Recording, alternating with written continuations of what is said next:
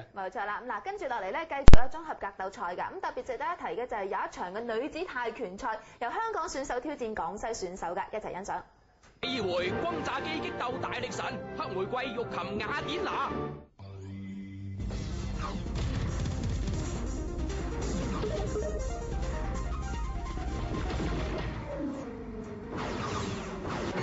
第144屆中國 KO 龍鬥第2場比賽，紅方係嚟自山東嘅李鵬鵬，身高1.76米，體重66公斤，綽號係轟炸機。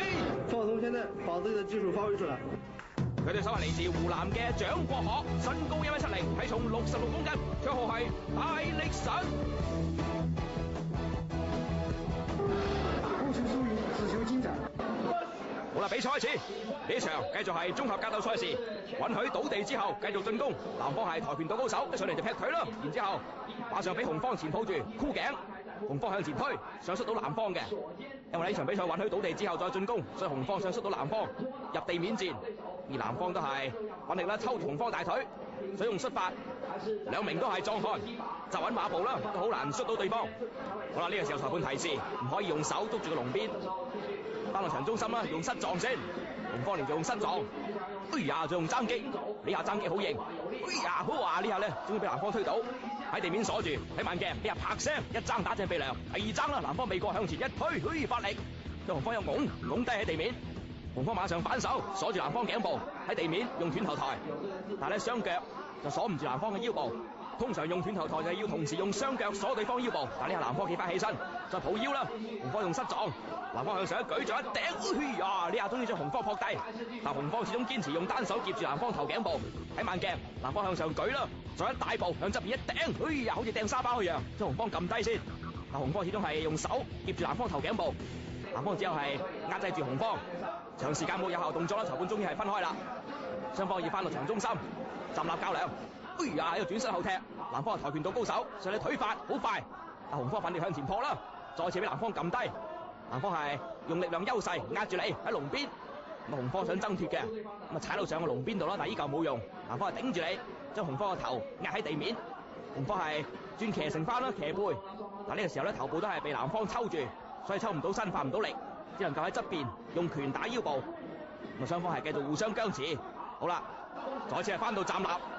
南方向前推，紅方再繼續係反手箍頸一頂，哎呀，呢下摔倒，終於係第一回合結束嘅，進入第二回合較量。中國 KO 龍鬥係3局2勝制，以擊倒或者係制服嚟決定一個回合嘅勝負。馬上開始第二回合，紅方已經有過多場嘅綜合格鬥經驗，而南方作為跆拳道高手，站立嘅進攻能力強，所以紅方係力求進入地面戰。呢個時候箍住南方頸部咧，用身高優勢箍頸再一縮，哎呀，再壓住南方。呢個時候撳住地面，再騎乘。紅方呢下轉騎乘之後咧，就要抽身用拳打頭啦。但南方咧就係拉住佢頸部，唔俾紅方抽身。紅方係奮力揾機會啦，用拳打頭部，打太陽穴。咁啊，南方用手推開你，但紅方始終係拳頭猛砌，喺地面坐住南方之後，拳頭狂砌面部。南方嘅時間係無法防守嘅，被紅方連續用重拳打中啦，連打10幾20拳，再用掌拍擊。南方係相當傷啦，呢個時候唯有用呢個膝去撞擊紅方背部，但力量唔大。呢個時候應該係用拱橋啦，令紅方身體向前傾，但南方咧並冇用拱橋，只能夠不斷用膝去撞紅方背部，再抱腰。紅方好似鐵砂掌一樣猛拍南方嘅面部，打得相當傷嘅。呢個時候南方係完全無法防守啦，唯有用掌去推開，但係推唔到啦，再俾紅方連續打多10幾20掌。呢個時候面同埋眼都腫晒，喺地面完全冇還手之力。紅方呢個時候再次係拉開南方嘅手啦，南方終於係拍地認輸嘅，最終第二回合係紅方勝出。2個回合，南方1平1負。第3回合，如果佢堅持嘅話，可以繼續比賽。南方係選擇堅持啦。呢一個回合，如果南方戰勝嘅話，就可以追平。戰平或者戰敗，都會以總比分落敗。但南方鬥志可嘉，繼續係用呢個站立嘅腿法進攻。紅方再上嚟前抱，箍住向前推，力求出到南方。南方都係掃盤啦，有力量優勢。哎呀，壓住紅方先，壓住之後都用拳打紅方頭部，睇下能否以其人之道還治其人之身呢？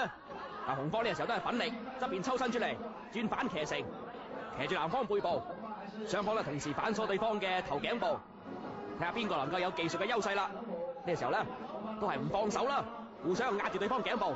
好啦，時間太耐，全部都係分開，翻到場中心，重新站立。站立對於南方嚟講更加有優勢。